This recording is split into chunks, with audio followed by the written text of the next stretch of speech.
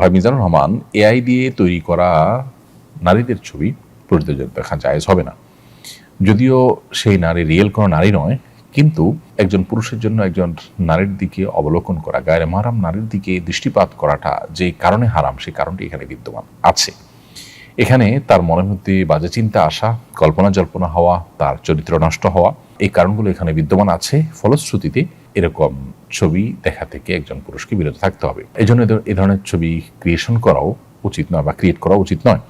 আবার এর বাইরে কোনো পুরুষের ছবি যদি তৈরি করা হয়, তাহলে নারীদের জন্য পুরুষদের দিকে দেখাটা সর্বাবস্থায় সাধারণভাবে হারাম বা নিষিদ্ধ নয়। এটার যদি ওলামা ইকরামের একাধিক মত আছে, কিন্তু বিশুদ্ধ মত হলো ফিতনার আশঙ্কা না থাকলে নারীরা পুরুষদের দিকে তাকাতে পারে।